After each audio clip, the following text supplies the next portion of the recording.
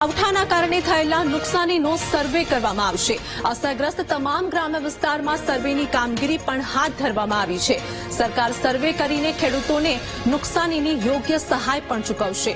માવઠાના કારણે ખેડૂતોનો તૈયાર પાક જમીનદોસ્ત થયો હતો, તો પાક નુકસાનીને લઈને ખેડૂતોએ સહાય આપવાની પણ સરકાર પાસે માંગ કરી હતી। તો માવઠાના કારણે ખેડૂતોને નુકસાની વેઠવાનો વારો આવ્યો હતો। તેઓનો તૈયાર પાક જમીનદોસ્ત થયો હતો।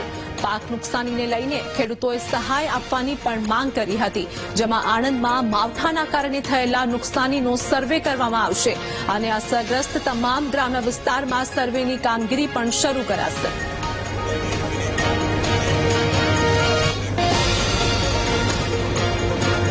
ભાવનગરમાં ભારે પવન અને કરા સાથે પડેલા કમોસમી વરસાદે ખેડૂતોના મોંમાં આવેલો કોળિયો પણ છીનવી લીધો છે।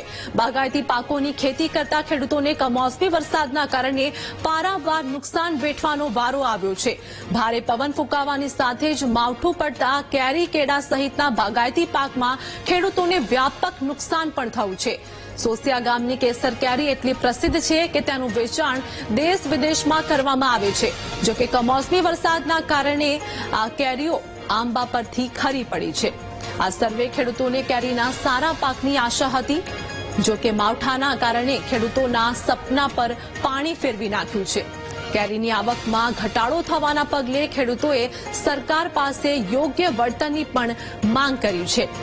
તો ખેડૂતોને મોટું નુકસાન થયું છે કમોસમી વરસાદના કારણે, અને આ સાથે જ માવઠાના કારણે જે નુકસાન થયું, તો ખેડૂતોએ યોગ્ય વળતરની પણ સરકાર પાસે માંગ કરી છે। ખેડૂતોના મોંમાં આવેલો કોળિયો પણ છીનવાઈ ગયો છે। કમોસમી વરસાદના કારણે બાગાયતી પાકને મોટું નુકસાન થયું છે। ભારે પવન ફૂંકાતા આંબા પર આવેલી કેરીઓ પણ ખરી પડી। કેરીના સારા પાકની આશા પર પાણી ફેરવી નાખ્યું છે અને ખેડૂતોએ સરકાર પાસે હવે યોગ્ય વળતરની માંગ પણ કરી રહ્યા છે। માવઠાના કારણે ખેડૂતોની હાલત કફોડી બની છે, જેમાં ખેડૂતના મોંમાં આવેલો કોળિયો પણ છીનવાઈ ગયો છે।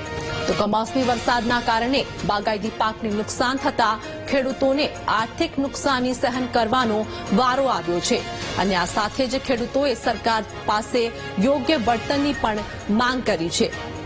જેમાં ખેડૂતોએ સરકાર પાસે યોગ્ય વળતરની માંગ કરી, તો માવઠાના કારણે ખેડૂતોની હાલત હાલ કફોડી બની ગઈ છે। ખેડૂતના મોંમાં આવેલો કોળિયો પણ છીનવાઈ ગયો છે અને ખેડૂતોને મોટું નુકસાન સહન કરવાનો વારો આવ્યો છે।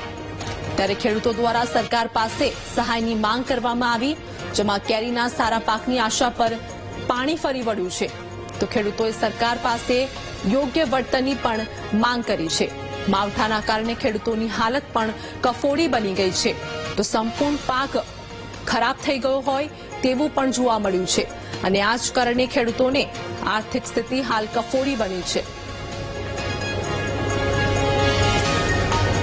કમોસમી વરસાદ આવવાના હિસાબે અને બરફ આવવાના કરા ખરવાના હિસાબે ઘણું પાકને નુકસાન થયું। જે કેરી ખરી ગઈ તો ખરી જ ગઈ, પણ જે કેરી ઊભી છે એને બરફના હિસાબે ચાંદા પડી ગયા છે, એટલે પાક ખૂબ નુકસાન છે। એમ જે અત્યારે હાલમાં કેરી છે એ 4 દિવસમાં ચાંદા વધતા જ જાય છે।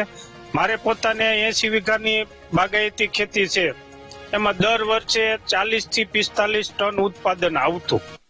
હવે એમાંથી અત્યારે આ વર્ષે 10 ટનનું ઉત્પાદન છે। 10 ટનમાંથી તે કમોસમી વરસાદને એવું થયું એટલે બાગાયતી પાક અમારે પૂરો જ થઈ ગયો। આંબાના પાંદડા ઘણા લીલા હતા એ બધા ખરી ગયા છે। બાગાયત પાકમાં કેરી કે અન્ય પાકોને કરા સાથે બહુ નુકસાન છે ને મોર આવતા જ બહુ ગયો, તો કેરી 10-20% ખેરી નાખી, કરા સાથે કેરીને બગાડ કરી નાખ્યો છે। વાવાઝોડામાં 8 થી 70 ની ઝડપે વાવાઝોડાનો પવન ફૂંકાણો, એના હિસાબે ખૂબ નુકસાન થયું। કેરી બાગાયત પાકમાં ફૂલ નુકસાન। અમારે વાવેતર તો 25 વીઘાનું વાવેતર છે। કેવમાં 10% જીવ છે, અમારી પાસે ઝાપટી નાખ્યું છે। અમારે વાવાઝોડાના હિસાબે કેરી કેળ ને અન્ય પાકોમાં નિષ્ફળ ગયા છે।